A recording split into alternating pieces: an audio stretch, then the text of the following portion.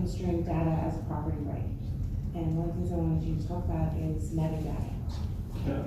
Because as somebody who's also legally trained, it's a area in which we could see ourselves owning our data, but losing the grip of metadata, which is really the thing that has so much value and power. This is a phenomenal question. So I talked a bit before about how the tech companies are profiting to the tune of billions and billions of dollars off of our data. And now what I proposed is that we take ownership of our own data, and we have a set of rules for the tech companies.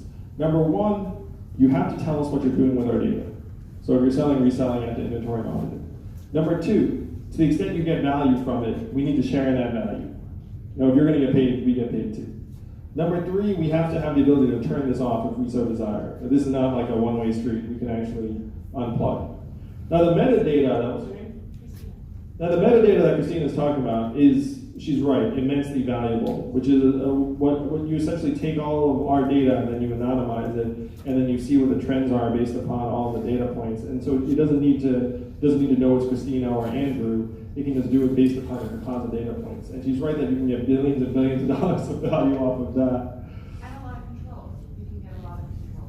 And a lot of control. A lot of very smart people are working on what they can do with metadata. Again, this is why it's the new oil. So the goal is to start with this, essentially this data bill of rights, and give it to us.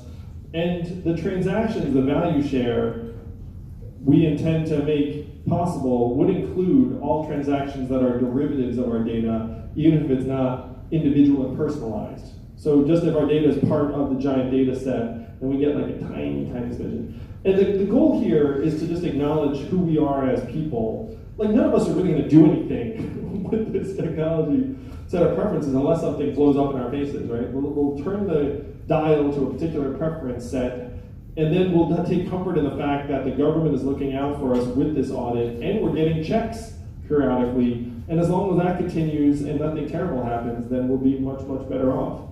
Because we are outgunned by these companies. It's not a fair fight. It's not a fair fight.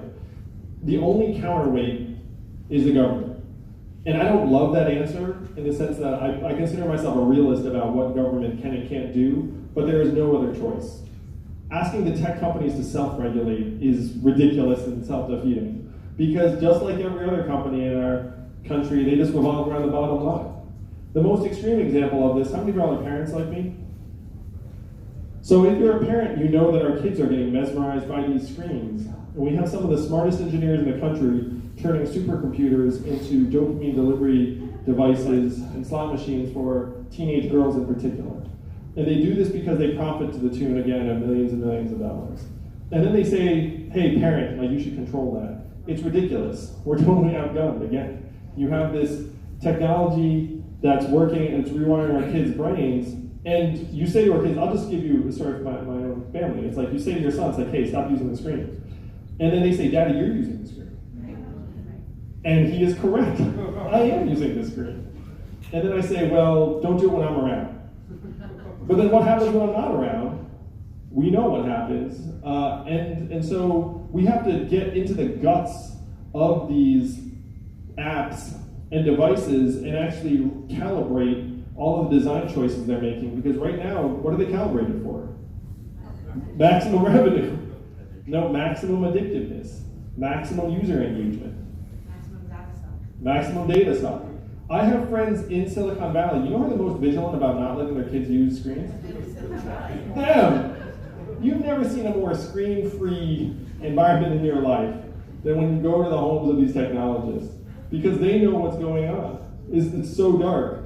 But this is the reality of the world that we are leaving to our kids in 2019. That was the first time I've been asked about metadata, Christine. I appreciate that.